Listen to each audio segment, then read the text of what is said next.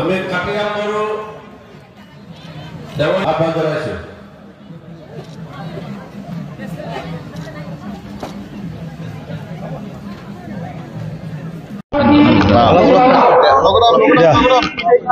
সদসং Kalita alpine জনগোষ্ঠীৰ অধিৱেশনলৈ মই আহিলোঁ। আজি তৰণীত খুব সুন্দৰভাৱে শৃংখলাবদ্ধভাৱে আয়োজন কৰিছে আৰু অসমৰ প্ৰায় 60 লক্ষাধিক যে আমাৰ কলিতা ভাই ভনীসকল আছে তেওঁলোকৰ এটা একমাত্ৰ এটা জনগোষ্ঠীয় সংগঠন আৰু কলিতাসকল অসমৰ যি সামগ্ৰিকভাৱে ইয়াৰ যি ইতিহাস ইয়াৰ যি অৰ্থনীতি ইয়াৰ যি শৈক্ষিক বা বৌদ্ধিক সমাজ সকলোতে কলিতাসকলে এটা বিশিষ্ট স্থান লৈ আছে, নেতৃত্ব দি আছে আৰু আমাৰ অসমখনক আগবঢ়াই লৈ যোৱাৰ ক্ষেত্ৰত এই জনগোষ্ঠীটোৰ এটা অপৰিসীম যিটো ভূমিকা, এই ভূমিকা অতীততো আছিল, বৰ্তমানো আছে আৰু ভৱিষ্যতলৈও থাকিব।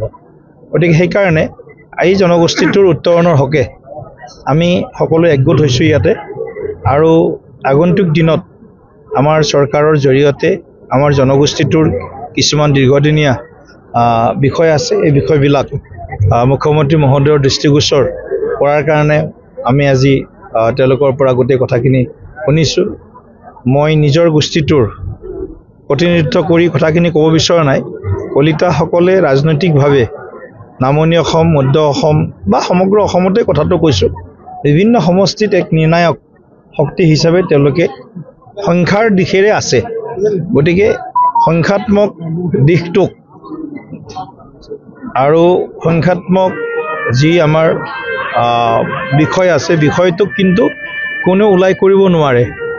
গতিকে আৰু গণতন্ত্ৰত ৰাইজেই ৰজা, গতিকে গণতন্ত্ৰক শক্তিশালী কৰাত, গণতন্ত্ৰত মত নিৰ্ণয় কৰাত সকলোৰে এটা গুৰুত্বপূৰ্ণ ভূমিকা আছে, কিন্তু কলিতাসকলৰো এই ক্ষেত্ৰত বিভিন্ন অঞ্চলত এটা বিশেষ ভূমিকা আছে। মই ভাবোঁ এই ধৰণে আমি অসমখনক আগবঢ়াই লৈ যোৱাৰ ক্ষেত্ৰত কলিতাসকলৰ যি এটা সুন্দৰ মই এটা মত শুনিলোঁ বা তেওঁলোকৰ যিটো মনটো মই অধ্যয়ন কৰিলোঁ, সেই কৰাৰ পিছত এইটো অনুমান হৈছে যে সৰ্বে ভৱন্তু সুখিনঃ সৰ্বে সন্তু নিৰাময়া সৰ্বে ভদ্ৰাণি পশ্যন্তু মা কশ্চিৎ দুঃখভাগ ভৱেৎ।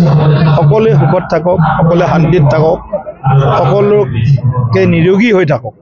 মানে অৰ্থাৎ কলিতাসকলৰ যিটো ইতিহাস মহাৰাজ পৃথুৰ পৰা আৰম্ভ কৰি এই কামৰূপৰ নিপতি তাৰ পৰা যিটো আমাৰ ইতিহাস, এই ইতিহাসটো এক বৰ্ণিল ইতিহাস, শৌৰ্য বীৰ্য সাহসৰ ইতিহাস। গতিকে সেই ইতিহাসটোক আকৌ এবাৰ জীৱন্ত কৰি ৰাইজৰ মাজত শক্তিশালীভাৱে প্ৰতিষ্ঠা কৰাৰ বাবে কলিতা আলপাইন জনগোষ্ঠীয়ে নিশ্চিতভাৱে আগন্তুক দিনত শক্তিশালী পদক্ষেপ গ্ৰহণ কৰিব আৰু সেই পদক্ষেপত আমিও এগৰাকী সহযাত্ৰী হিচাপে তেওঁলোকৰ লগত থিয় দিম। যিকোনো খবৰৰ বাবে যোগাযোগ কৰক 7099017330 লগতে 7099017110 নম্বৰত।